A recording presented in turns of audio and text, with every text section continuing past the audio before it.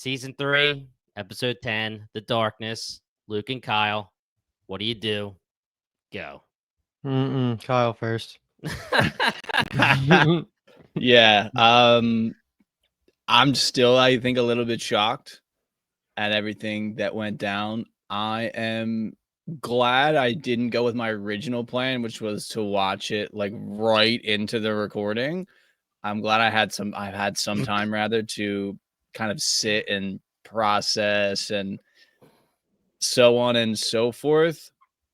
It's so interesting in that it was not even close to what I expected. I think most people, I mean, at least most people who haven't read the books will probably feel the same way. Although I know for a fact some book readers are also going to be thrown for a loop with some of this stuff. And it's weird in that it's almost like I'm kind of disappointed in a way, but also I'm excited to see what season 4 is. Like, it's like a weird kind of situation that I feel like I'm in. I'm very interested to kind of talk about. I'm super interested to just read about people on the internet and what they think. We did, as Jimmy mentioned, we have the Discord. We did some polls in this week between episode 9 and the finale on just some questions. Is Dust going to survive? Will the Mule, or Euron Greyjoy's Mule, as we kind of now know is not actually the Mule, will he survive? What's the deal with Cali? And then what actually is the deal with the Mule's backstory? What was it that Harry was talking about? So we'll bring those up as we get to all those conversations. But I think people are going to be very shocked, and I'm just excited to actually get to read and see all those reactions. So I guess that means it's my turn. I don't know. This is the most conflicted I've definitely ever been. I feel like unsatisfied might be the word I'm landing on for most of these plot lines. It did really feel like that there's not going to be a huge time skip after this episode. Going into season 4, there might be a little time skip, but because of that, and they're going to stay in the same era, it's almost like a part 1, part 2 thing, because we have so many answers that they just did not give us. And now we have to wait 2 years. And then there's going to be the writer overhaul, and found out today, it's not just the head writer. This was somebody from our Discord mentioning every single person on the writing staff left.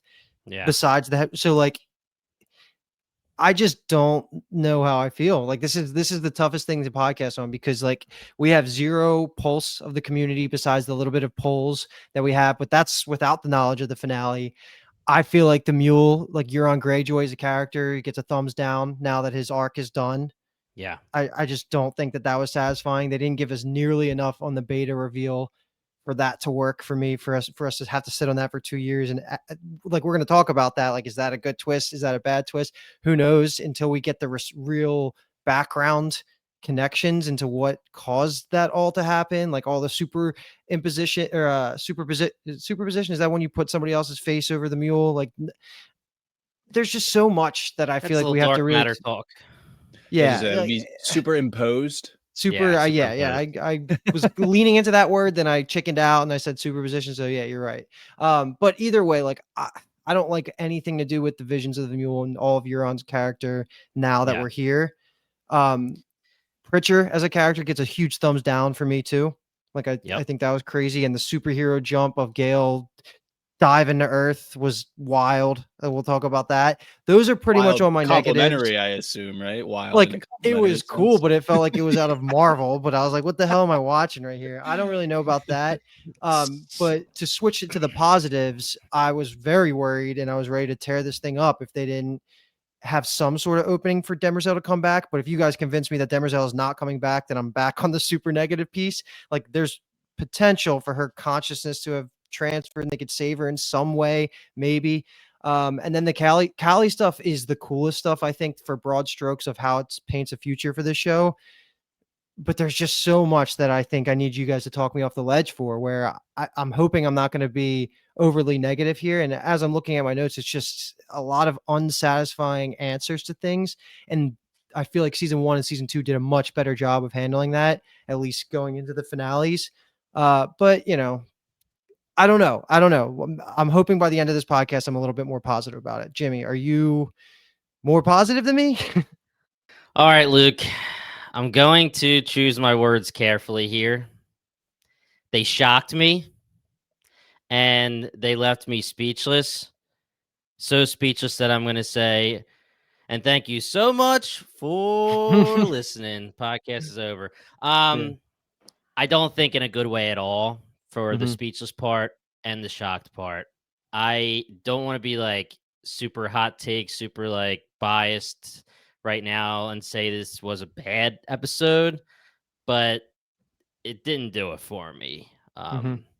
There was things that I liked just because it's entertaining, but a lot of the things that you were having a problem with, Luke, that you just said, I'm there. Like Okay. the mule stuff. I mean, I don't even know if we should go one by one with me talking about it and if we should just start. But what I'll say before we just start breaking it down is that it's going to depend on how season 4 is. Because if they can end this season and they really want it to be a part 1, part 2, then if part 2 starts off a certain way and it's okay, then maybe I'll allow this finale. But this finale in a vacuum for a season 3 going into a 2-year wait probably for a season 4 with all of the negative things that could happen in between, it just doesn't feel good for me. I agree. Yeah. No, yeah, I think we're all kind of in agreement there. And it's a unfortunate place to be, in that it seems like the only way that this episode spins into a very big positive, maybe what we were anticipating 3, 4, 5, 6 weeks ago is 2 years down the line, depending on what they end up doing about things. And that's definitely frustrating. But I'm interested that I think, like, these are broad strokes. I'm interested that I think get into some scenes and kind of see where we're at with all of the details, the minutia kind of. Yeah, I definitely just sounded the most negative there, but the fact that none of you guys are really having issue with any of my points means we're probably leaning on the side of what the public will be. And looking at the IMDb ratings of of this season, I feel like this is going to be the lowest rated. And it's also tough in Yeah. this day and age because, like, once you're coming up to a cliffhanger couple years, if you don't have a banger of a finale, usually that hurts the audience score in general. So I would not be surprised if this causes the most toxicity online, but we'll see. And we're going to talk it out with our And Discord. And then as we talk it out ourselves, like, I always feel better about the episodes. Even if I like them more after we talk through it in a podcast. So maybe that's the case here. and let me just say, I'm not saying it's not a banger. And when I say banger, I mean in a different definition, like just so many shocking things happening and blowing my mind multiple times. But that doesn't mean that I thought that was good. Right. So let's talk about it. Okay. So we're going to start with the new Terminus stuff, and that will lead us to ending with Trantor into those Cali scenes. So focusing on new Terminus, which is going to be the Mule ×2 and Gale. So it starts off almost like a gear up scene before a big battle where the Foundation 2 members led by Gale and even AI Harry, they're gearing up, they're getting ready with the plan. You even see the Mule side prepping too. They're in Inber's satellite that's around New Terminus, and they're just waiting, and they know this is about to happen, right? Like the Mule and Gale are called to each other both mentally, so they prepare. And what happens is they decide to use Harry's vault ship to ascend into the satellite itself. And this is where you get a couple perspectives here, but the beginning of the plan really starts with AI Harry causing a distraction, Gale using her mentalic abilities to mask the Foundation 2 members as they're moving around trying to look for the Mule himself. And then we have the Pritchard splitting off to go look for Beta. That's the setup for this whole storyline. So we can start with that conversation if we have any specifics we want to point out. I was very interested at this point. Yeah. When we kind of talked so much last episode about the vision, we're told it takes place on Trantor. Jimmy mentioned that he thought it was going to be bullshit because it's a lot to do in an hour. And the fact that we were getting this, like, I don't know what the word would be. It wasn't like slow, but like the detail of, like, we have the infiltration, we have the pre-infiltration, we got like the teams, they're splitting up. I was at this point thinking, like, okay, I think Jimmy's going to be right here. And where there's no way we make it to Trantor and have all of that happen, in the next, what ended up being, 40 minutes, because we're probably 10 minutes into the episode at this point or more. So I was just very interested in what was going to happen next. Never in my mind did I anticipate what was going to happen next. But like the concept of them like kind of being Mentalics and like Gale's able to put up this shield and they can do all this stuff is like so cool. I thought everything at this point, like in a vacuum, is very cool. I was not questioning necessarily, but it's just funny to me that they brought Ebling along for any reason. But he does have the knowledge of the satellite itself, so it ends up working out. But he just seemed funny rolling through with SEAL Team 6 of these mentalities. Yeah, so true. Just keep it rolling, Luke. Okay, yeah. The part I want to isolate for a second, it's not a huge scene, but it's just a thing we should talk about, which is right as Big Pritch is looking for Beta, we have that scene with Beta saying bye to Dawn, and they split. And that's the end of Dawn. This is contention number one, where it felt like, why even save him? Why did he live? And is there going to be some sort of payoff in season 4 for this almost crippled version of Dawn where he can't walk anymore? He's stuck on the satellite. I don't know how that's going to play, but this is the last chance we have to talk about Dawn as a Cleon. Do you guys have any takes on him? Because I feel like his storyline almost would have been better for the shock value of killing him off 4 episodes ago or 3 episodes ago. This, I think, leans into the one, like, glass half full is probably even an aggressive way to say it, of like the way that I feel about the Mule stuff here, in that I feel like Dawn will be quite a resource or like an asset. You know, he seems to be on Team Beta. He likes Beta. She, I think, is still very powerful and all this stuff. Like, I think she can totally use him to get some things done within the galaxy. You know what I mean? Like, it's not the end of the Mule story here. So I think that it would be a great asset. I mean, especially considering everything that went brazy down on Trantor, which I'm actually excited to talk about. You know, we have this Cleon, an original Cleon almost, you could say, you know, and he's incapacitated in a way, but he has this connection with Beta beyond the power of the Mentalic. You know, he actually likes her. Do we even know that, though? For her. What do you mean? Like, why could she not just be causing everybody around her to love her, including Torin, including Dawn in this scenario? Like, I mean, she seems to be.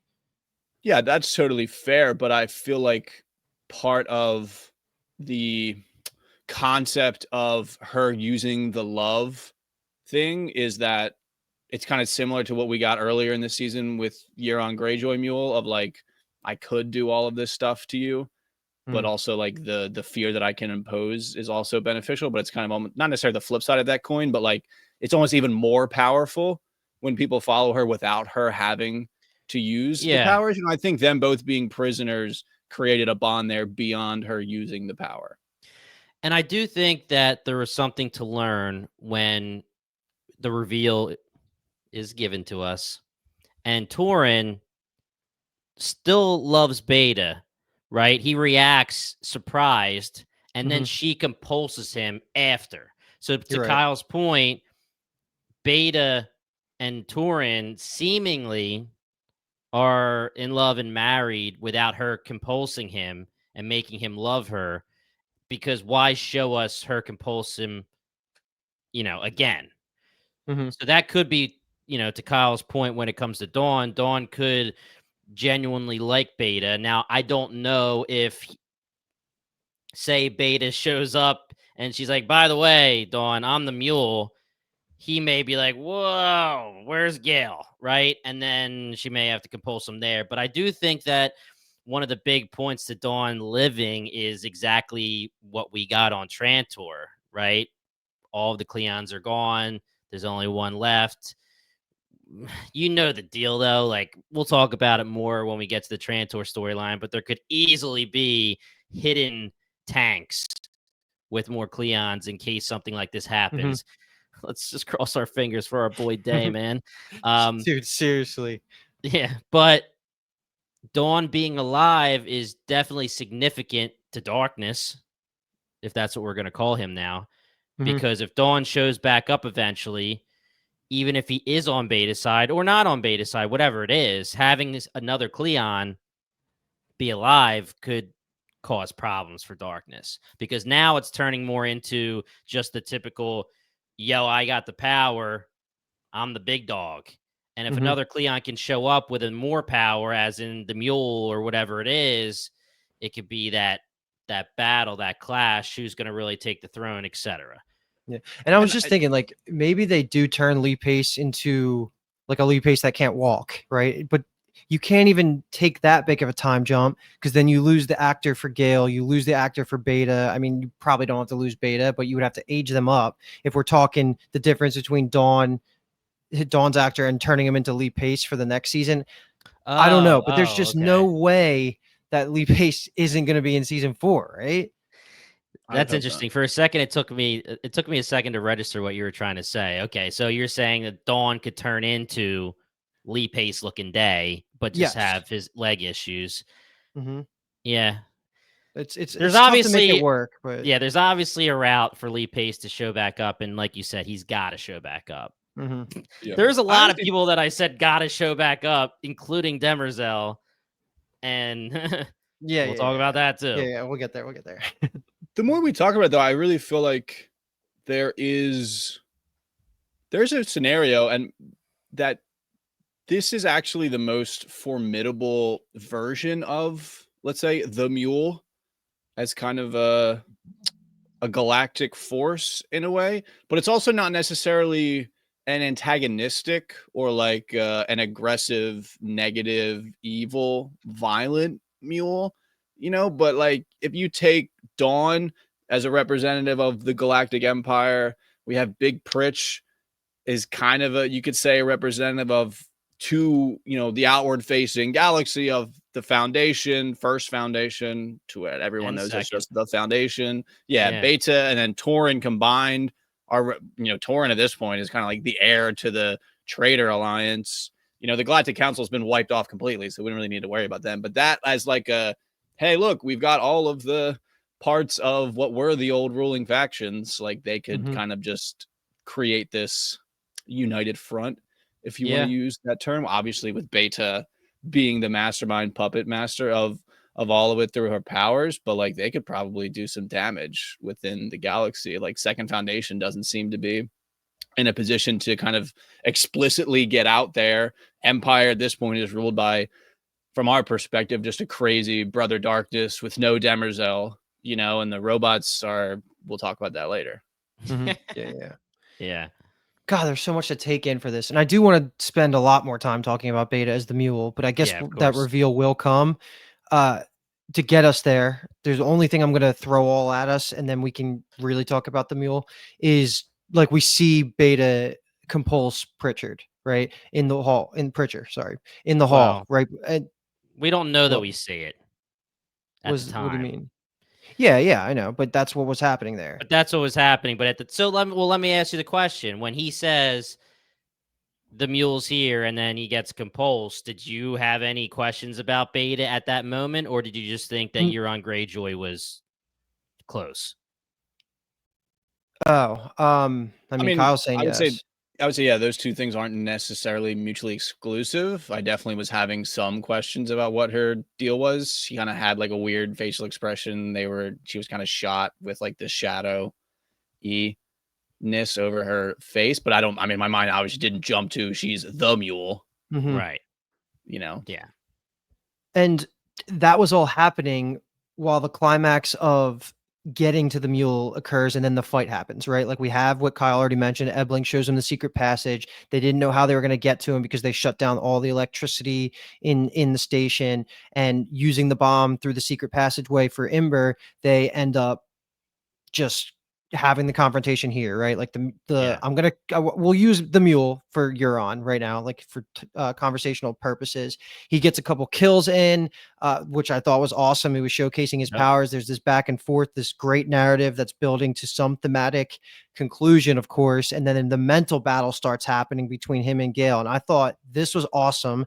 And it was like all rise. It was cool. Everything was sweet. Like the cinematography was great. They were jumping between important places to them subconsciously. I was living for this. Like this was so cool.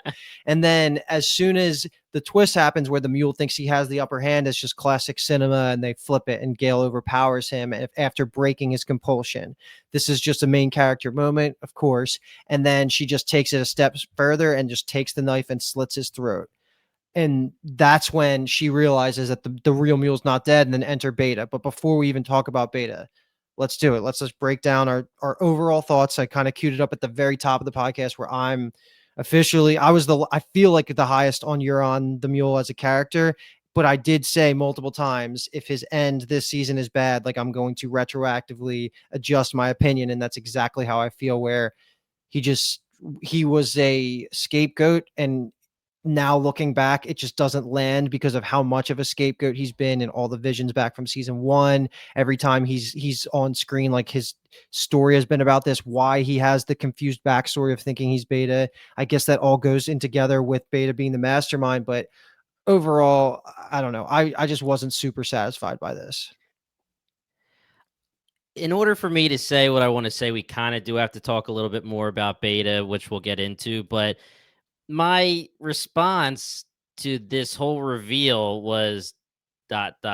what? Like, what are you showing me here? Because when we brought up the fact that there may be another Mule, and we said that it could be Maggie, I know that there are a lot of people in the Discord and there are a lot of people in the fandom saying, and I think that they should get major props, that there could be 2 Mules, right? It could have been the Mule Euron and Maggie. It could have even been the Mule Euron and Beta. That would have been a cool twist. But what we were saying is, with people telling us in like YouTube comments that it's clearly Maggie, our response was, why is it clearly Maggie? And now my response is, why is it Beta? And what have you shown me at all? Like last episode, they must have been showing us something, because we were questioning what her deal was. And we were saying, okay, she's probably a mentalic. She probably has compulsion powers. That's okay. But all of this stuff that we've talked about with the Mule, him being introduced in season 1, now really it's her being introduced in season 1 by name, but everything that they've done to hype up the Mule, I don't even think they did the reveal good at all. I thought the reveal was like half-assed. They showed us like one quick scene of it being a girl and not a boy being drowned. They didn't really, and if you're going to tell me, I don't like that. By the way, I don't like that. Which is like, exactly what you said in the past about superimposing the Mule's face and then it flickers. That's pretty much what happened. Yeah. And that's what I'm saying, because if you want to tell me that you're going to show me more in season 4, then I'm pissed off at you, because you didn't even have Beta for a second explain why she chose that guy to be the Mule. She had her moment to like be a little dark and menacing, but at the same time, she's Beta and she's totally different. Was she playing us? Was she actually a whole different character and we don't know? How was she controlling Euron from so far away at times? There's just so many weird questions that it just didn't work. And I almost would have rather them say, hey, it's Maggie. Maggie's the brother, and give me that reveal. And then I could be like, okay, I guess that works a little bit better. I can't stop agreeing with you. I shook my head that entire time you talked. That everything you just said was perfect. Yeah, that's you just put words to so many of my issues with this, and why I walk away with saying the word unsatisfying. It's not even that it doesn't work, and you can still explain it and make it work. It's just right now, it's almost unearned and nothing matters. And it's just why the whole purpose of showing that backstory to us a couple episodes was just to fake out the audience. It's not like he was telling that story to anybody that it mattered for and was saying, I don't know. I mean, he was eventually telling Harry the backstory, but like, you know what I mean? Like it doesn't, there's so much that they need to answer in 2 years. Like, are we even going to remember these questions in 2 years, let alone like the general public to even care and have an opinion and fix it all? But sorry, that got me heated, because that was such a good explanation of why I have issues with this. Yeah. I think you could twist yourself into a way where the breadcrumbs were kind of there. I mean, we talked about it last episode. You know, we kind of initially early season when he has the scene where they take over the jump gate and he's kind of saying, you know, you ever feel like you're not living your own life, and he's having the dreams. And we kind of find out here that Beta actually was having the dreams but was she Yeah. was he also having them because she was having them? Yeah. Another question. Who can say? But that's not the point of what I want to say right now. But we had this scene last episode, or it potentially could have been 2 episodes ago, where Beatty kind of tells the mule to leave, and he does, and we were like, okay, that's weird that she did that, but it wasn't necessarily concrete that she ordered him. It could have just been one of those coincidences where he was like, yeah, I'm not gonna have this conversation with you. I'm out of here anyway, and all of those things. So it's like, again, like you just said, Luke, like you could probably explain it to me and show me that like the things were there, but I'm not necessarily satisfied in any way that that's what it is. And I took a little bit of a liberty after I watched this to look up a little bit what happened in the books around this line. I didn't really go any further. Yeah. And it's just because the mule acts as Magnifico in the books and gets taken with them, like when they go to the party. Okay. And then they come back and he is like the clown. And then they find out that he's the clown and it becomes a thing.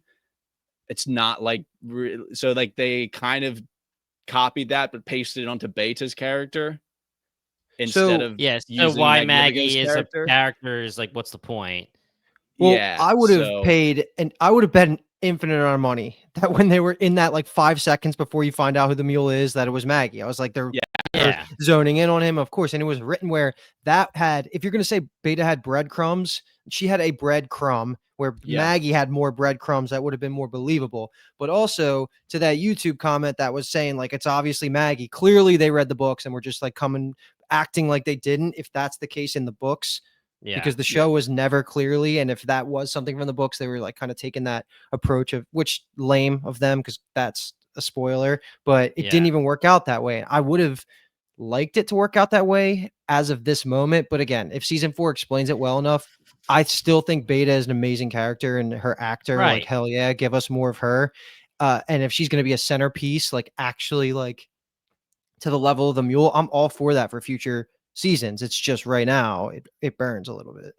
Yeah, I think there was generally maybe a little bit more than one single breadcrumb. And I don't say this to be like I called it or anything, but we talked, again, might have been last episode, might have been 2 episodes ago, about this concept of the love, and why I was so convinced that Beta is a mentalic and that she had maybe some connection to the mule because of they kind of both had these motifs of love about their characters. She talks about it so much in very specific ways. And then obviously, with him, it was the love stuff but obviously now we know that he only was doing that stuff because of her. Right. That's because that's the way that she feels. So then it trickled down through him into the other characters. So again, like you could point my head in the right direction to like look at the things and be like, okay, it was set up, but I just don't really feel incredibly satisfied by it. And then jumping off into the Maggie point of another thing that felt, maybe because I was already maybe in a cynical mindset slightly watching it, but Gail turned Maggie and seemed to have the upper hand within the confrontation, but then she ran away. I didn't know if I totally understood that either. Yeah, so I took it like Gail somehow changed whatever the music is, whatever the power of the instrument is.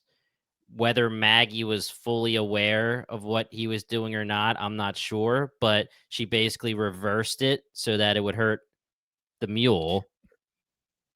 Not hurt the mule. This is important because this is actually one of the only things that not only things, that sounds super aggressive.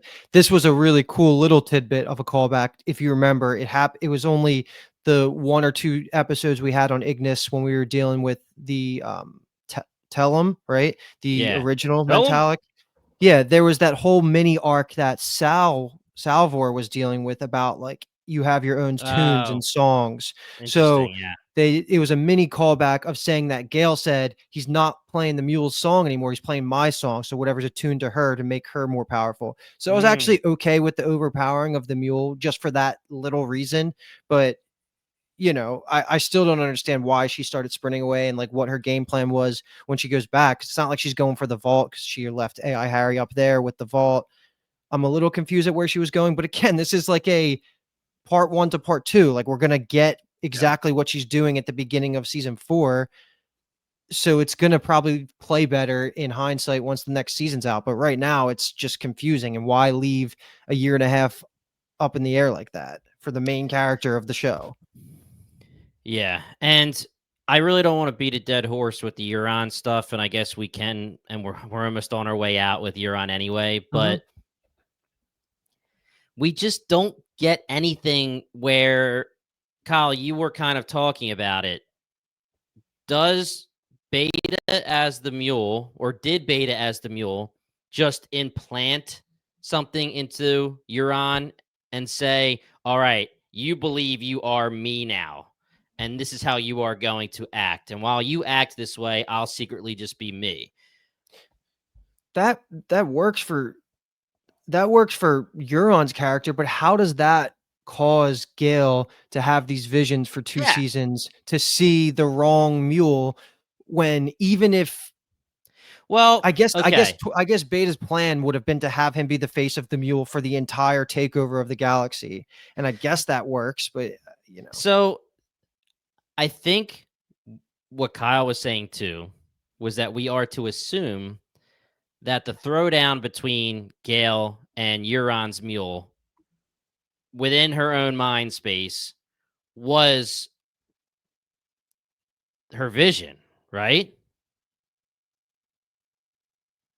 Like the vision that she gets, that's the premonition. Was that throwdown the premonition? It's just a little bit different. That's my question to you. Okay, so you're saying it took place like in their mind palaces versus on Trantor? Yes. Because there are moments where when they're fighting, it's showing her vision. Could that literally be what she was seeing? And then technically she would be seeing Euron's Mule. But then again, that means that all of this time, Beta would have been having to control and have the plan in motion where Gale is seeing this version of the Mule as a premonition. I guess it actually works on paper because the plan could have been that Beta never is revealed as the Mule in her plan. So if that's the case, like if everything played out in her mind's eye and in her future plans, then yeah, like that would have still happened with Euron being the face. It just gets weird when you think about Sal dying and like how that even plays into everything if it was in the Mind Palace. But I don't know. Like I could be convinced either way of what it was meant to be. Yeah, I think what you just said to that phrase of like on paper. I think on paper, it kind of works. Yeah, for sure. And like it's a super interesting concept of it being Beta and using Euron Mule as this proxy and all of this stuff. Like all of that is a very interesting concept. Yeah, I just talked myself into that. Could be, and something that I know that we've had in the YouTube comments. Shout out to Fizzo, who's been with us all season. We've kind of slightly become victims of our own expectations with the Mule, but I'll also maybe push back slightly on that, and that the show was building up the Mule as this huge character, this extinction level threat to everything, and maybe part of it was it's all the Flash, and we just fell for it hook, line, and sinker.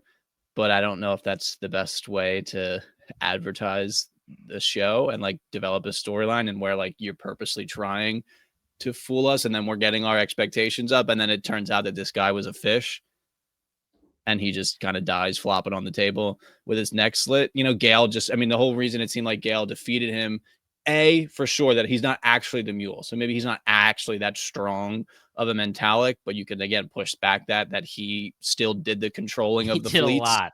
Yeah. So like he's got some power for sure, rather. And it kind of was like, you've been thinking about this since the moment you were born. And she's like, I've been thinking about it for longer. And that seemed to be like them saying that she was stronger than he was, but like she was only up and about for like a week every one of those like 130 years or 100 years, whatever it was. So I would argue almost that she probably had less actual time to hone mentalic powers than the Mule. So I don't know. I think the whole conversation that they had with Preem, the first speaker, when he's kind of talking about, the Mule only knows like the forcing and the and that stuff, I don't think that that's necessarily out the window of how they'll eventually defeat maybe Beta or something. But I don't know. Yeah, it just feels like I have a lot of unleft things that just are, again, maybe they'll come around in season 4, but it's like, do I really want to wait 2 years? Yeah. That's what I said in the intro. If you give me a part 2 and you answer a lot of the questions, then as a whole, maybe it ends up being great or at least fine.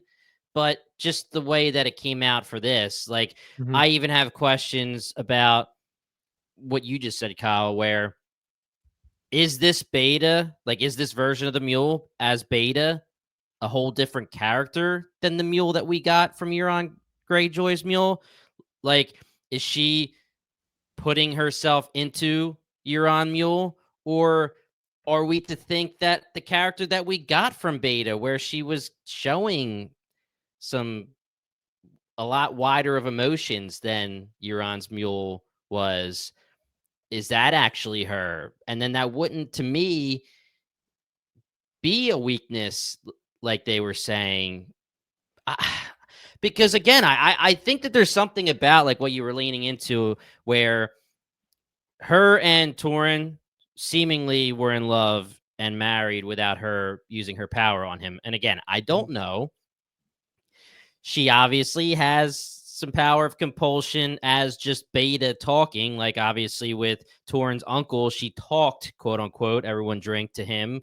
Was she secretly using her power and they couldn't show us because it's a shocking reveal? But at the same time, you've always shown us when the power is being used, but this is conveniently when you're not going to show us the little thing on the screen where it's going, here's the power being used. Like, they're writing the script to be convenient for themselves. And that's where we have a problem. And as Bingetown TV / The Core, we always talk about rules for TV and for supernatural powers in general.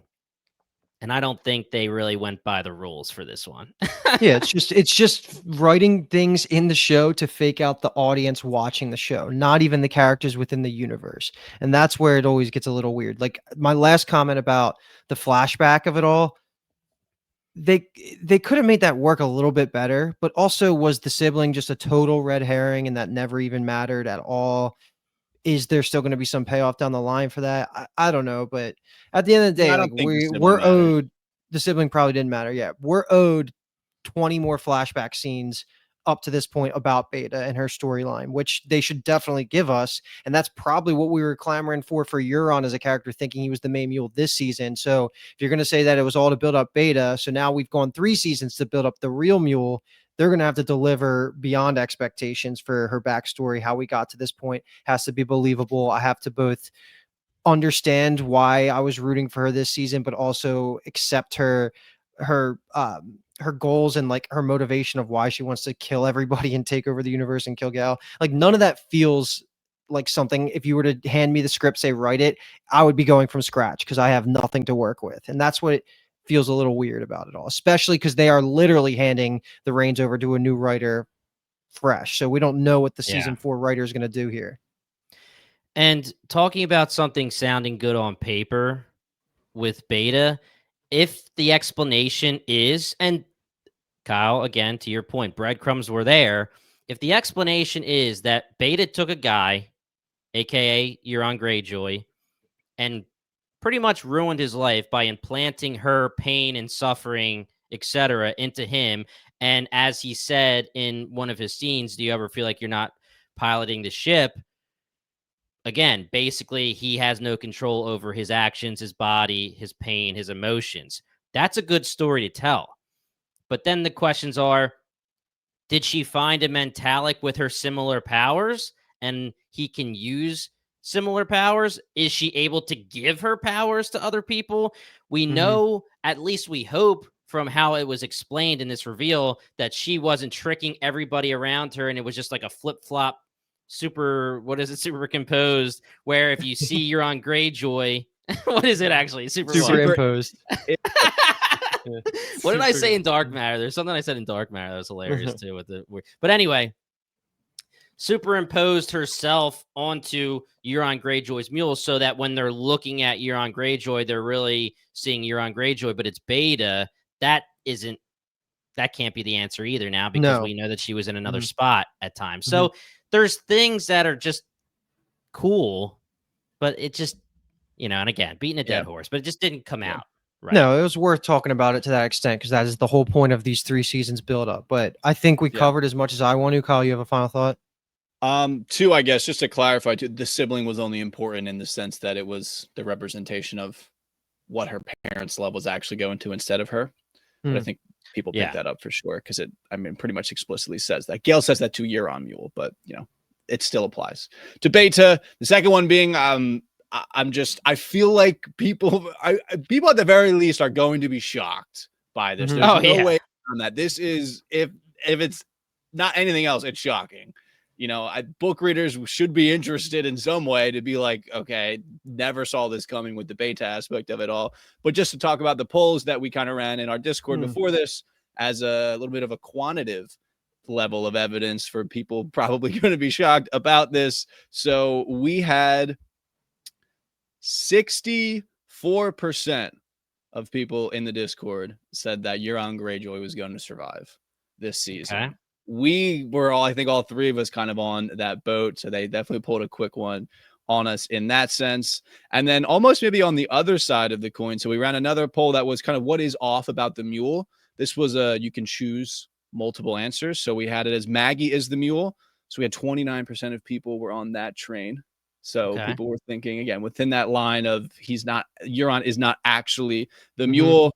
Only one person, which was me, said that Maggie is the mule's brother because that would have been fun. Didn't matter at all. And then we actually had 36%. So this was the one that won. The majority of votes went to his backstory in general being a lie. Okay. Harry kind of already told us that. I'm just so interested to see what people's thoughts are about these things because the concept of his backstory being a lie was kind of like, okay, but in what way? Right. That? And I'm so interested to see how people respond to the way that it was shown to us as being a lie. Okay, so to end the new Terminus storyline, we do need to get to the superhero jump where she just takes a shield, jumps out the window, and gets picked up by Foundation member number 27. Catches her, and I'm sure the inertia works if they did the math on how that freaking force goes into play, and she just lands in the net. All that honestly took me out so much. I was like, what the hell? That felt like a different show. Don't care that much. The more important piece is when she does get onto the ship, she has a final conversation with Harry, who she tells the biological Harry is dead, and she tells him, I lied to you.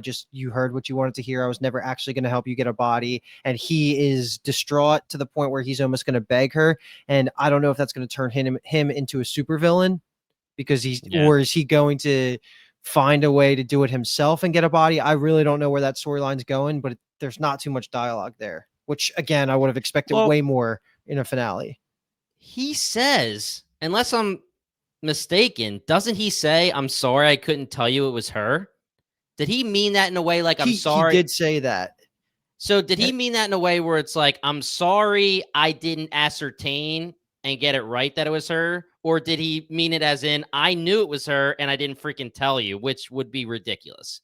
Because the quote was, I tried to warn you it was her.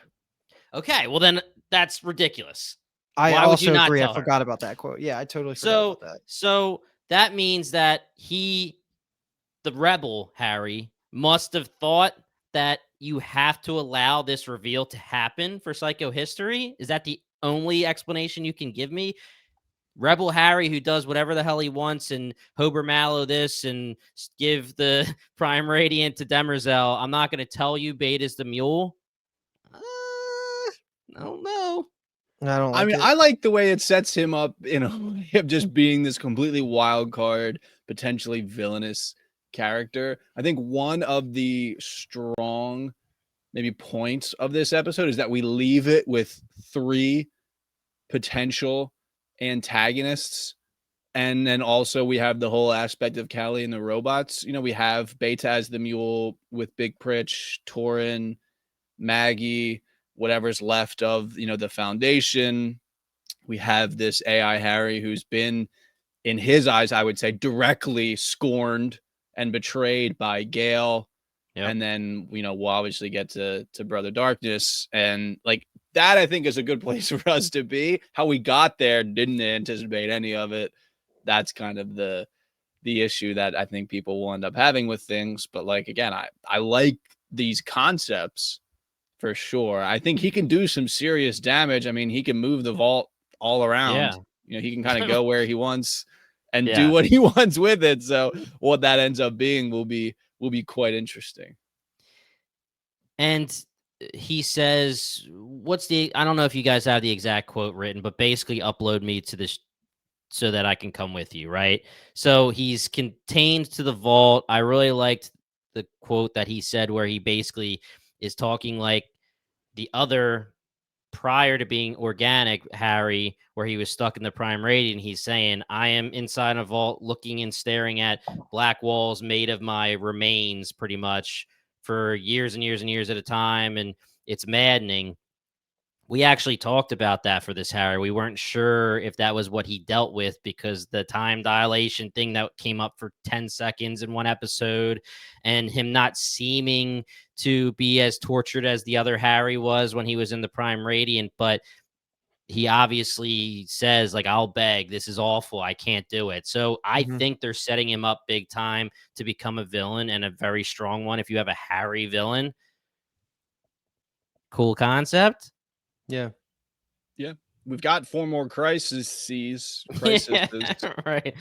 They dropped 8 on us earlier this season, and I guess we got more than that. Then we got 5 because we only been through 3, right? This is the 4th. It's still in the middle of the 4th, I think. Okay.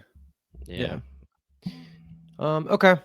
Let's leave it. Let's move over to Trantor, and we'll have some final parting shots about that storyline if you guys want to throw it out there. I did not mention that Gale got shot by Big Pritch, and I did not mention that she mentions Gale that they're jumping, so they're teleporting somewhere else. So she's going to start the season not on New Terminus, which makes sense. Kind of hints spread out.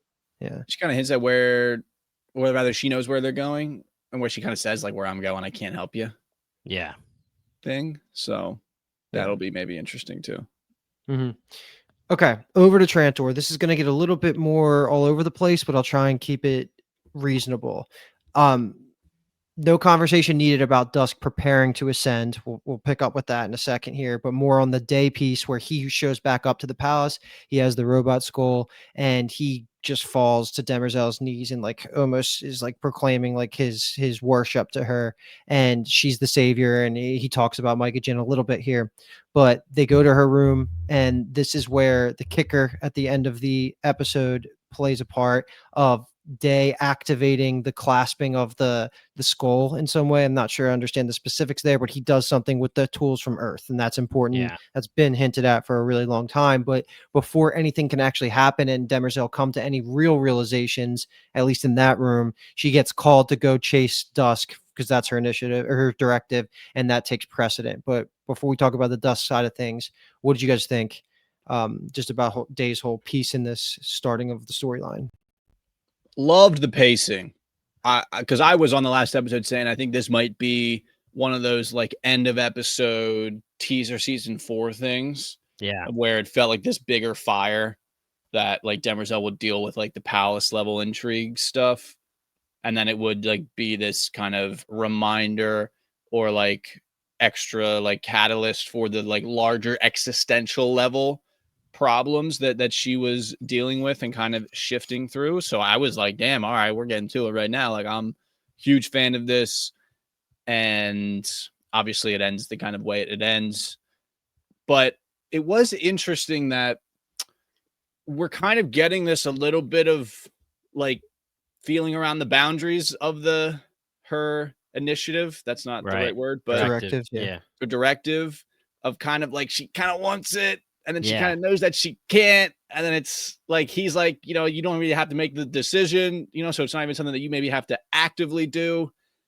And that was like a fun space to be in, because that's what we've always been kind of talking about and wondering, like, how can she push the boundaries? What boundaries are there? Can her mentality shift the boundaries in any way? I mean, not something that we actually even ended up talking about on the last episode, but And it's easy to say this in, afterwards of like, I think I clocked it watching the episode, and then someone I believe mentioned it either in the YouTube comments, or I might have just read it, or maybe potentially through Discord, of she says the quote last episode talking to the co-conspirators of the Galactic Council, Cloud Dominion, and Luminous and the Zephyr, where she says, "I am Empire."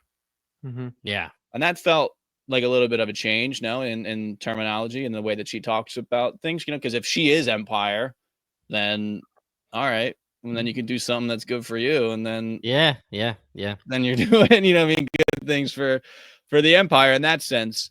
And obviously it doesn't necessarily play out that way. But at this point in the episode, I'm like, all right, like we're kind of combining the palace intrigue with her existential crisis. Like I'm excited to see where this goes. Dare you say that you liked the Lee pacing of it all, Kyle? I was a big fan of the lead pacing of it all, correct? Yeah. All like when it comes to these scenes with Lee Pace and Demerzel, I don't have any notes besides I was in. I liked all this. This was good. That's all I need to say. Like I liked everything that you had to say, Kyle, when it came to that, because obviously thoughts will change as the episode goes on, and I'm not even going to say something was good or bad based on decisions. The Mule stuff was based on confusion and maybe sloppy writing or sloppy expectations. But a lot of the Trantor stuff is based on just they're shocking us and, hey, they made a decision. And who am I to say it's the wrong decision, right? But everything with Lee Pace's Day and Demerzel in this, I was in for. And I'm still in for.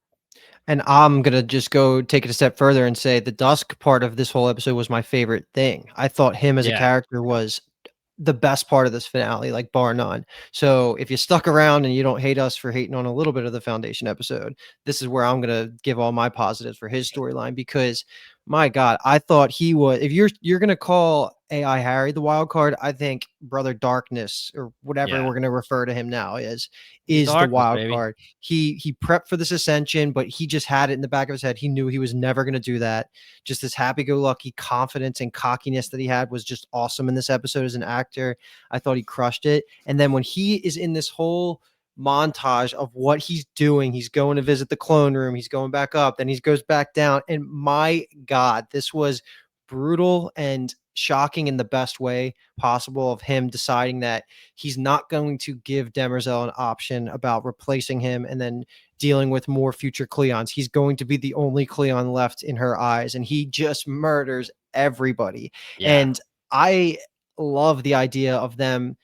I should say that I wish I had an understanding of how big that clone room was. It was literally the tower that you saw him explode. I had no idea how many backups that they had saved down there. And the gore was top notch. The guts, the arms, you're seeing some people twitching it like they're still alive. It was so freaking good. And I just jaw on the floor. I did not know what was going to happen after this, but this happening is what triggers Demerzel to leave the conversation with Day and have to sprint here because she has to protect the Cleonic dynasty. So this is all going down, and I thought it was a wild aftermath. He preserves one baby Cleon for the plan that he enacts a little bit later in the episode, and it's the last Cleon besides himself that he's aware of. So just a freaking gruesome couple of scenes that I loved.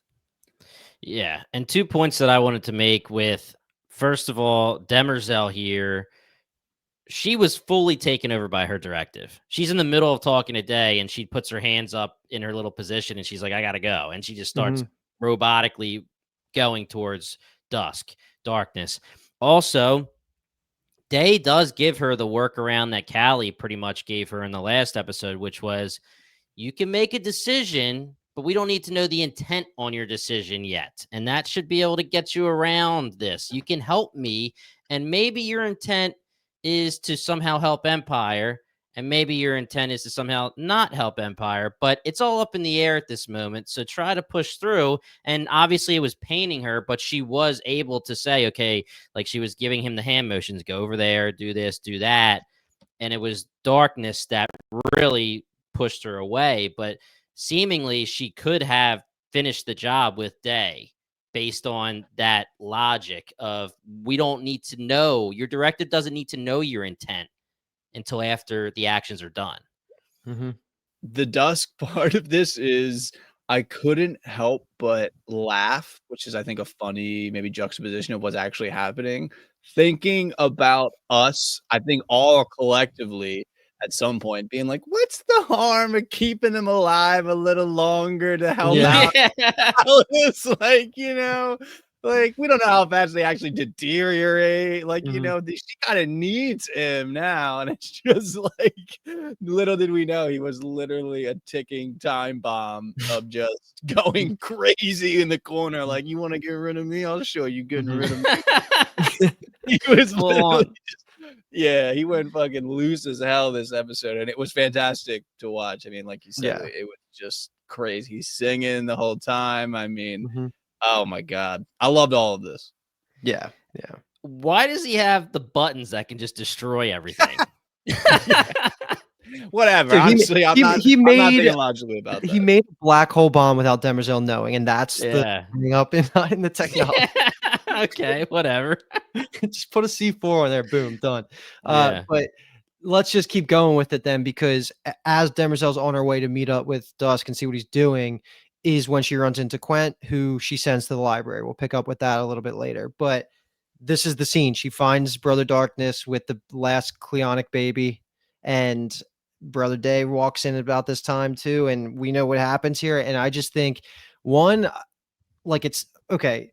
The result of this and what this means for the future of the show is a separate conversation. But this isolated scene, fucking awesome, incredible. I think the concept amazing. It's so crazy to me that I didn't even think about how they needed to include that ascension laser that just like eviscerates you into the plot more, and this was like the best way to do it. And then Brother Darkness uses the directive in the most creative, best way possible. Like, you need to save the future of the clones here. It was so genius. He's cutthroat. He's been cutthroat. And I guess looking back on the ferret scene, we were building up to this for a while, where he just does not give a fuck about anything, and it's just awesome. It's so goddamn entertaining. Day tries to talk her out of it, just like you were saying, like talk around the directive. It doesn't work, and he has to watch this all go down before they're fighting the throne room. But before we talk about the fight in the throne room, like, just reactions about what this means. Is Demerzel actually dead? Because in my head, I am like arrogantly confident that she is not, and that they're going to figure out a way to use her clasping to get the information and put her into a new robotic body. Because if this is the end of her as an actor on the show, Show sucks. The show sucks. Yeah. Like imagine Demerzel and Lee Pace isn't in the next season with a new writer, without your on Greyjoy the Mule, and like starting from scratch there. Like, there's just no way season 4 will be good if all of those things happen simultaneously. There's so many shocking things that happen this episode with literally everything we talked about. Beta, the killing of all of the the killing of all of the clones, all the Cleonic dynasty, pretty much destroying of the dynasty, and then Demerzel, and obviously there's more to come.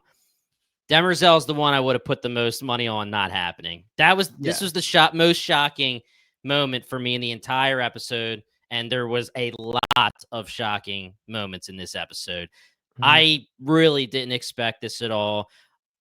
It was amazing. The concept is amazing. Luke, you said it perfectly. The only thing that they better not do in season 4 is tell me that there's a secret clone tube somewhere hidden that's not in that room, unless you're going to say Demerzel doesn't know about it. And that would not make sense, because if Demerzel knew about it, her directive would not make her cover that baby up. She would know that she could go somewhere else and there would be another clone somewhere else. So this may really be confirmation that they're taking out every Cleon. Dawn could turn into day. That gives us Lee Pace. Darkness is darkness. The baby dies anyway. So it seems like they are wiping them out. We'll see. I hope they're listening to us on this podcast, because that's a major issue if they try to say there's a secret. And I think it would be a slam dunk that there would be a secret room with extra clones instead of just having them all in one spot. But whatever. Talk to me about your Demerzel prediction, though, off that. Like, is she... So because I'm so shocked that she's gone, I am confident she's coming back. Yeah. And I was watching very carefully at her skull as it was melting Which looked because, great. oh yeah, it was all CGI. We know that's always looked Mhm. phenomenal. But as she's melting away and dying, at first, the skull is the only thing left. And we are to assume that this skull that's in the other room that they had, it was speaking and she thought it didn't have anything to it, but he was trying to prove that there was. And I was like, okay, they can bring her back from that. Mhm. If it's all like in like her whatever is in her skull, I mean the thing started melting halfway, but maybe it didn't get to the middle part. And you can I mean, you can literally she seriously takes those tools from Earth and rewrites everything about herself. Mhm. So who's to say you can't Westworld her if as long as that core piece from her skull is there? Yeah. That's my canon for now. Jimmy, when you're saying that if there is hidden clones, then she would have been able to ignore the zapping of the baby. Yeah. How does Day being alive Yeah. not be the same thing? That is true. I mean, the only thing I could think of as a counterpoint would be that she needs to make sure that there's all three available. And meaning a dawn, a dusk, and a day, because that's the dynasty. That's Mhm. the Cleonic trilogy. Trilogy. We're having a movie here. And so the counterpoint would be that she has to cover dawn up because she needs to keep at least one dusk, dawn, and day. And then if there are secret clone rooms, whatever, tubes, and it has a dawn, dusk, and day, then she should have been fine. I don't know. But yeah, Yeah. I, No, I, I I see where understand you're what you're coming saying. from. Yeah. Yeah, I'm just kind of just throwing that out there too, because I was thinking somewhat similar because I'm almost thinking that maybe part of it, maybe not the whole thing, but another aspect of it could be that the scene with Day before this is adding, and we know that she is actually emotional. She's really not just zeros and ones. She Right. has emotions as well. And I think it adds to the X's and O's, though. tragedy. She's got all of it. She's got She's X's, got she's X's got and O's, O's. she's got Yeah. ones, she's got zeros. But I think it adds to the tragedy of it all too, because it was kind of like her lost son Yeah. came back to her. The son that scorned her returned and came back to her arms, and she's like laying in her lap, and she's really kind of maybe in that mode of like this kind of mother hen and the protecting and all of this stuff. And then she sees the baby and she doesn't really have a choice. And I think that also maybe plays a role. I just don't know how we move into another season with, again, no like nucleons and things like that. It's such a change. Yeah. It's so different. It's so Yeah. crazy. And I like this. We're going to get into it more because there's obviously still more to talk about with Darkness and Day. But the way that Brother Darkness says today, like the darkness was coming, I'm the darkness, that is like whether you want to call it self-fulfilling prophecy, whether you want to warp the prophecy, the vision, the prime radiant to make it make sense, like this could be it, right? And This could let's just be, talk about the whole yeah, thing. Like, keep going with the conversation because you're right. Like, that is the on his deathbed. He talks about that. Um, Great scene, like in general, of just the nanites being out of Brother Day is the reason that this could all really happen. But yeah, he does say like, "I am Selden's prediction," which is a yes. really badass, cool way of doing it. Another awesome concept. Yeah. And I don't think they fumbled this. Like, I No, think that this is good.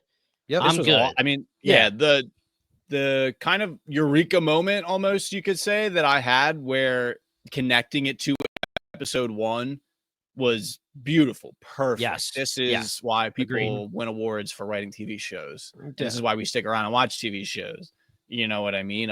We had kind of talked around all of these concepts for so long. And to my memory, at least, none of us so much touched, I mean, it was literally right there in front of us. Yeah. We were like, "Oh, Brother Darkness, that's such a cool name. Like that's Yeah. sick." And you know what I mean? Like all of the pieces were perfectly there. We kind of lost the thread of the genetic dynasty is the reason why the darkness comes.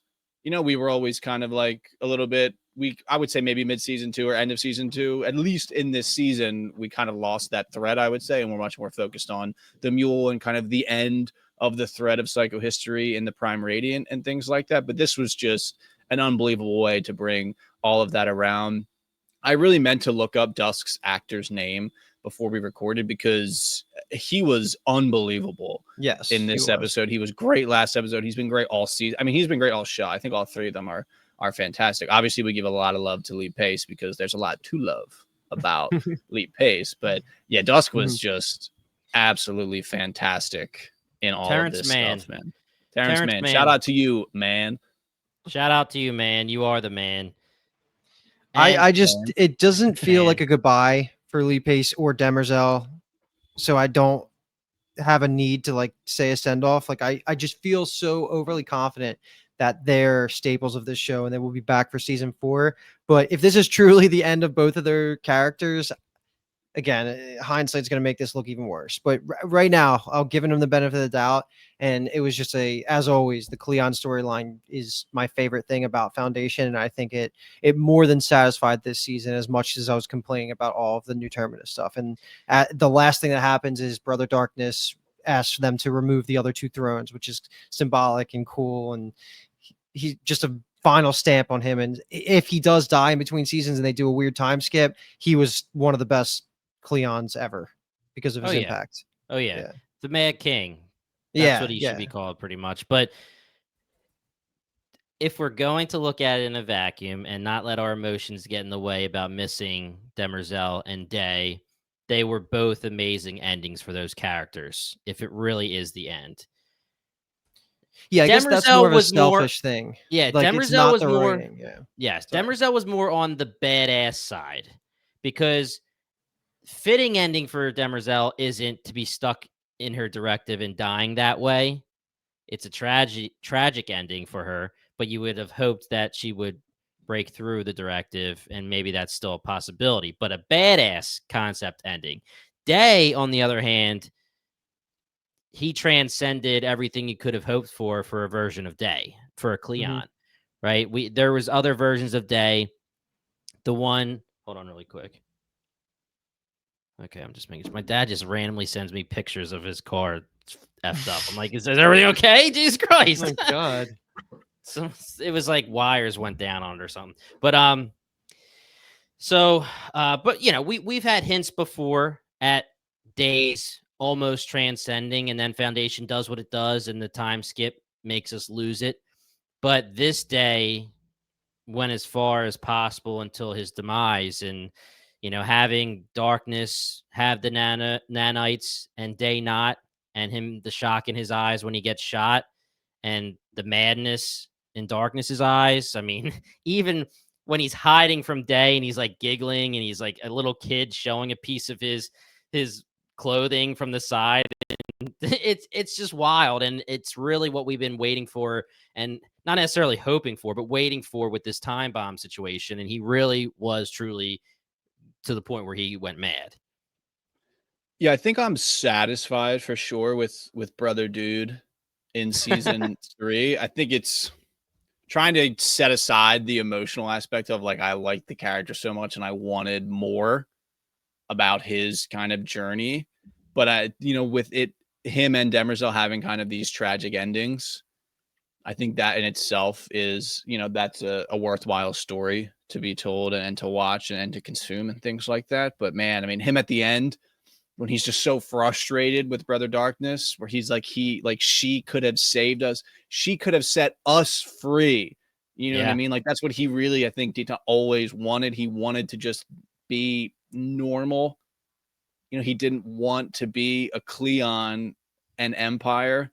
And in his eyes, it was Demerzel in a way could have taken that role off of his shoulders and all of their shoulders, being Daniil, being the person that can lead everyone in, against this darkness and, whatever was going to happen, and just the frustration at all of being so close to that, and then it being taken away from him. I mean, you could easily convince me that that's, a very fitting end to his story, but man, it's always tough to No, let's lose knock that off. days, man. Honestly, Kyle, that's wonderfully said. I didn't think of it in that way, where it is taking the burden off his shoulders and she could become, for lack of a better term, the big dog. I Yeah. mean, if you really think Lack of a better about, term, there ain't no better term, baby. yeah, that's very true. And if you think about it, Day probably, if you leave Demerzel into the equation and Darkness doesn't take her out, he probably wouldn't have been that against Dusk doing everything else that he did, because killing all of the clones makes them mortal and makes them, like you said, Kyle, normal people. And it does destroy the Cleonic dynasty, which is basically what he wanted. He wanted to live his life with finality, like he is a normal person and not just going to be replaced and basically meaningless, just the next one's up, So obviously Demerzel is the big deal here for him, but it would have been interesting to see what his thoughts would have been if Darkness was like, I got a plan. Yeah. What are you thinking? Honestly, fair. I think that's totally fair. And yeah, going on, I'm just gonna attach my agreement to everything about the Demerzel stuff. It just can't be the end of her. I think again, in this selfish kind of emotional part of, I want so much more. Yeah. About her thinking about all this stuff. The one thing is interesting is the directive itself kind of gone now? If she's The thing in the back for next got to be fried. Oh, that's a good point. Yeah, I mean, that was, I think, one of the most interesting parts of her character, and especially I loved this season of the whole existential crisis, the maze versus the labyrinth of her consciousness, the whole idea of reincarnation. I mean, this could be her. I mean, this could just be, again, another reincarnation. I don't hate that at all, of it being a much more tangible and potentially more easily understood version of that to her. Her becoming reincarnated and maybe noticing that, I think, would be interesting within the context of Luminism as a religion pretty much being erased by this brother Darkness and all that stuff. So, I mean, Foundation always has a sandbox for us that's fun to play in and think about with all of these characters.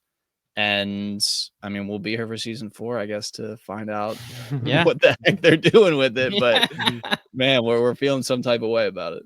Yeah, 100%. All right, so to put a bow on the Trantor stuff, we only have this other scene. I don't have many comments about it, but this is Ambassador Quent going to the library that Demerzel instructed her to go, and she goes and becomes part of the second, or she goes to the librarian that we've been seeing, and she says, "Welcome to the Second Foundation," where we see Preem, who's posted up there. Big fan. How did Demerzel get it confused in her mind that she needed to be there in the vision? That gets a little bit confusing because she's clearly not alive, and she could have sent them there in the vision. Why did she think she had to be there? That brings into question of the whole conversation about her. You can, like, living in paradox. I don't really understand how that all works, but I'm just taking it in stride. So if I'm wrong and the battle between Euron Greyjoy's the Mule and Gale in her mind space, in their shared mind space, where it showed us visions from her vision and them in different spots as it was flickering, if that's not actually her vision, and there is still going to be a final battle between the Mule and Gale, and it's just going to be Beta and not Euron Greyjoy's Mule, this does fit, because Demerzel, when she comes out of the vision and she's talking, she says, not to Gale, but when she's talking it out, she says, she's talking to Cali, and she's basically explaining, like, I knew where this fight goes down, but it's weird because the only way that this fight can go down there is if I direct them there. And she did just direct the Second Foundation to go there. Yep. And we don't know that that's where Gale's going, because we don't know if Gale's been in touch with the librarian or Demerzel herself. but we know that Second Foundation at this moment is hiding and exists in the spot where the final throwdown does happen. So we are able to have the playing field set where Trantor's under attack, the Mule, as in, I guess, Beta, is attacking. I guess the final battle could be happening between Gale and the Mule at that moment, at that location. And technically, it is Demerzel's fault because she does go with the prophecy and she tells the ambassador and the Second Foundation to go hide there. Okay. Yeah. And her intent didn't really matter. Exactly. She's not around to figure it out. Yeah. I mean, there's no decision to be made on the intent because yeah. Right. We might in 2 years be talking about this of like Beta and Gale battling in the ruins of the library and being like, this is such a good show. I can't believe they set all this stuff up. Like, that was crazy. Remember when we loved the season 3 finale? Yeah. And that's the thing. If it's a part 1, then fine. We just don't know if it's part 1 into a part 2 that's actually going to be fulfilling. As a part 1 for a season finale, when we know that there's so much that can happen in between with 2 years, it's tough. It's very tough. Yeah. If you're going to tell me this is the penultimate and then we have one more episode, let's go. Different story. Yeah. Actually, that's a fantastic. If we had another hour on here, I think I would be in like so rocket ship mode. Yeah, literally. Like, dude, I gotta tell my mom, my cousins about this show. The show is the best. Yeah, I agree. And I mean, maybe we should have brought that up in the intro when we were starting to talk some shit, but it takes a journey of a podcast to make that decision as well. Yeah. It's the benefits of talking it out. I do feel a little bit better about a lot of things, to be honest, but we can't leave this conversation, of course, without talking about, you're going to kind of think of it as like the post-credit scene here, where we have the real cue up for the future of this show, which is flashing over to Cali. And we see where she is. She's on the moon outside of Old Earth. That's cool as hell in its own right. And what that actually means, who knows? There's going to be so much more talk about Robot Wars and like the backstory of how they got there and what her true goals are. But one of the things that they say is they didn't think Demerzel could clasp, and then she confirms it wasn't actually Demerzel. So that makes me question if they're actually going to revive Demerzel or not. But who knows about that piece of it all? I am thinking directly back to her telling Demerzel that she's not a robot. That was a little weird of why do that in the first place. But the other thing I wanted to just ask you guys about, like, is there a world where the robot that was standing next to her is just Harry? I don't think it's Harry, but we don't know yet all of this backstory on the robots in general. They gave us a lot, but we don't know a lot. And is there a way to turn Harry into like a cyborg, or can he become a robot himself? Like, that's what I know what you're saying right there. I'm assuming that that's like the secret big dog of the robots, not Harry, like the guy that was, or the thing, whatever you want to say, that was more in robot form. But I feel like that's Cali though. The big dog. I think Cali too. Oh, you think Callie's? But okay, yeah, no, that makes sense. So Callie's the big dog, and he was just her right hand or whatever. But I'm confirming not taking there's it like more it's robots, Harry. which is important. Right. Yeah. But I do believe that Harry's going to be in like some kind of cyborg form or something. Okay. Yeah, I think it's interesting too, Luke. Your point of like Cali kind of saying to Demerzel, I don't know necessarily if she lied outright, but not telling her at all that she was a robot. I think it's kind of funny looking back at how much we talked about what she could be, when it really seemed like the only piece of evidence that was necessary was the kind of red glint in her eyes earlier this season when she takes old Harry through whatever the portal was, which may have just been going to the moon here. This might be where she took him, and then that then could be Harry, in his AI body. I kind of like, or not AI body, rather the robot body. I kind of like the aesthetic of them without the human skin, badass and stuff. I think they look pretty cool, but cost a lot more this money, was another one of the polls that we made of just what is Cali. So we had robot, we had alien, we had AI, and we had other. So robot and other tied as the most popular answers. So I don't necessarily think people will be totally surprised, but I think that, again, Delco Nick, OG legend of the of the show of Bingetown TV in general was just kind of laughing at that being the result of just that really just being so fitting of like, we have no idea what the heck's going on with her. But then also now that we get the answer looking back, it feels somewhat obvious. And I had kind of made that point, I think last episode, of just the way that she was talking felt separately than robots. But I think it was maybe just that she is on such like a higher plane of a robot than Demerzel is. You know, I would almost seem that like, I don't know, not that they necessarily would look down on Demerzel, but Demerzel still is maybe in their minds like enslaved. Oh yeah, 100%. In a way, you know, like she is like completely she's loyal to humans. Well, I guess, yeah, quote unquote, because the Cleons are whatever they may be and whatever term you want to use for them. But I think that's basically what the root of all of that was. You know, if she's just kind of like the leader of their society at this point, then like that's the way, or that's maybe the reason rather why she was acting the way that she was acting, and we probably just looked a little bit too much into it, or rather I did. Yeah, and I would assume, like you're saying, Kyle, that Demerzel, under her directive, we've seen hints of just how ridiculously strong she can be, but the directive probably makes her a lot weaker than normal robots. So maybe she just doesn't have the ability under the directive to do everything that Cali and stuff can do. Do we even think it's worth asking the question how Cali just showed up in the Prime Radiant to talk to Demerzel? I guess they can teleport-ish, whatever the portal is, when they pick up Harry. I mean, could it be two different manifestations? I mean, we have AI Harry, we've had real body Harry. I mean, it that's could true. be.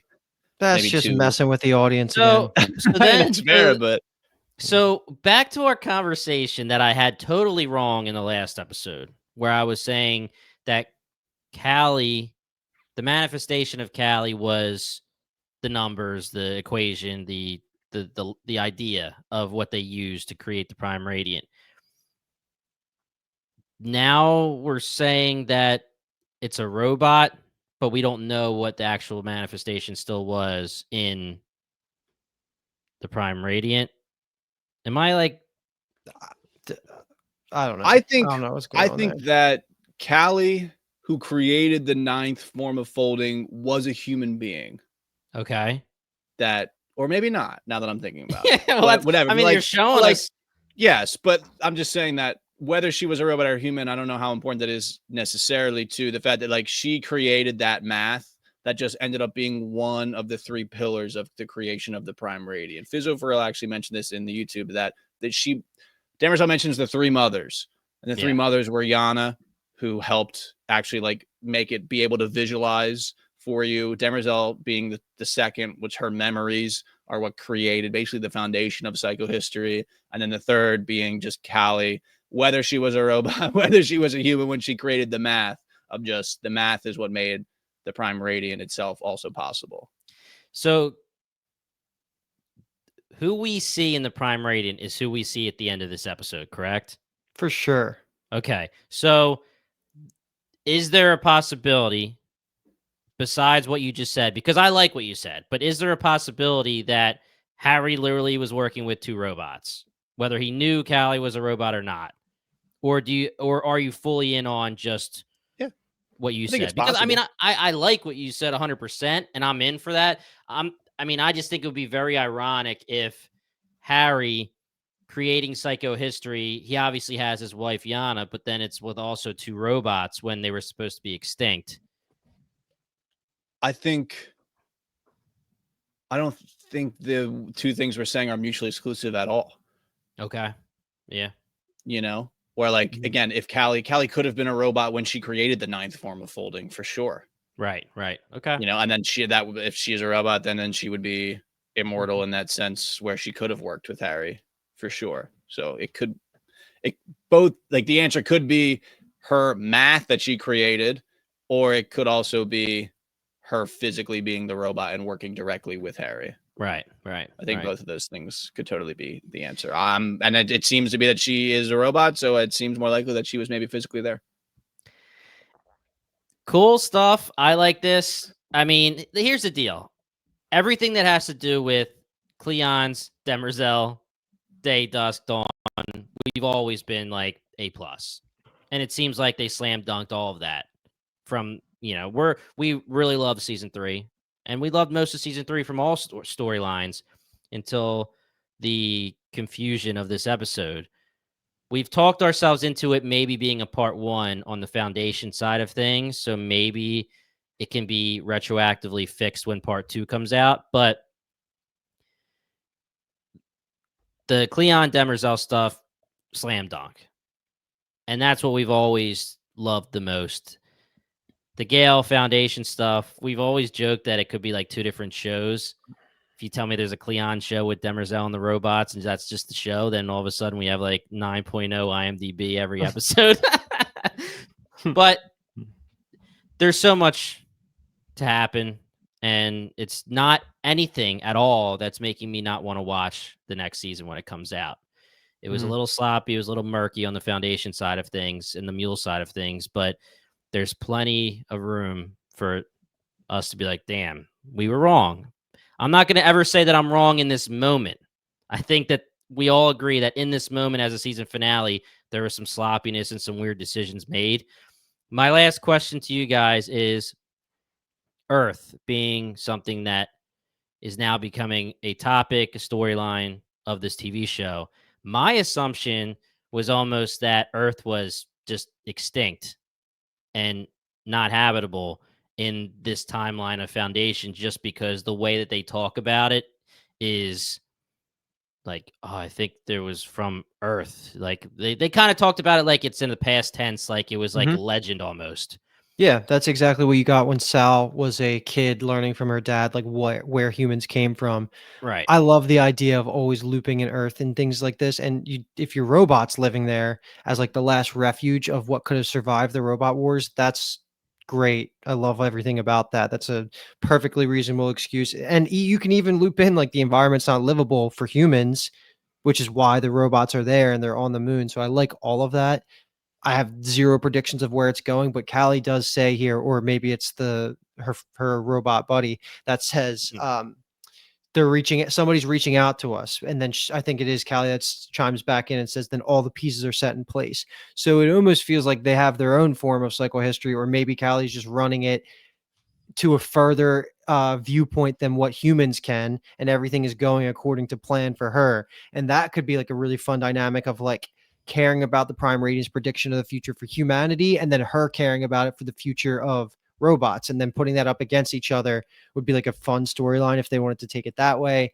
But overall, like I'm not excited for this. I think that was like a good cue up for her storyline.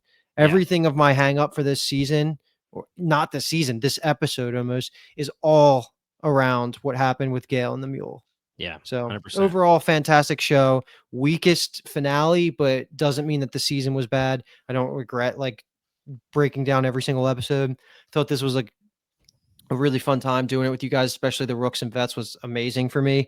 And I'm really excited. I will for sure be back with a smile on my face for season 4. It's just the expectations may be tempered a tiny bit. Yeah, I think one thing too to note about the surface of the Earth, significantly less water than our current version. It looks of Earth covered. has.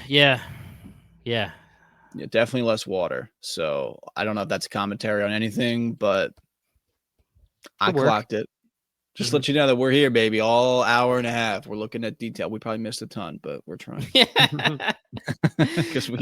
Well, guys, I had a freaking blast with you talking about Foundation from beginning to season 3, where we were the Rooks and Luke was the Vet, and then leading right up to season 3. It was a long journey. We want to thank everybody who joined us on this journey, joining the Discord, talking to us on YouTube. It's really been such a great time. And we'll be back for season 4, of course. And we just talked for an hour and a half, and we may have started a little upset, and we talked each other into still being excited for what's to come. And for anyone who is a fan of this podcast, Apple TV coverage, we are going to be most likely doing some coverage of Chief of War, maybe a season recap. We are going to most likely also be covering some of the Apple TV movies in the meantime while we're queuing up our next big coverage. So we will 100% be back in November for Pluribus. This is a science fiction drama TV series for Apple TV Plus, created by Vince Gilligan, aka the creator of Breaking Bad and Better Call Saul. I am so excited for this. Those are some of my favorite shows, with Breaking Bad being my favorite show of all time. It looks like it's a 9-episode first season starting on November 7th. But guys, don't worry. In the meantime, we will still be dropping episodes week to week. It may be a little random, but we're still going to be coming back with coverage until we figure out exactly what we're covering up until November. But again, November will be big for us. This is going to be a big show for Apple TV Plus. We're very excited. Otherwise, guys, we are the Core Podcast, covering all things Apple TV Plus. I was Day. I'm dead. Luke, are you Darkness? Yes. Luke's living the dream. Kyle's got no legs, apparently. We're having some issues, but he's alive. I'm dead. I'm the only one who's dead, guys. Once again, we are Apple TV Plus. We are the Core Podcast, covering all things Apple TV Plus. And thank you so much for listening.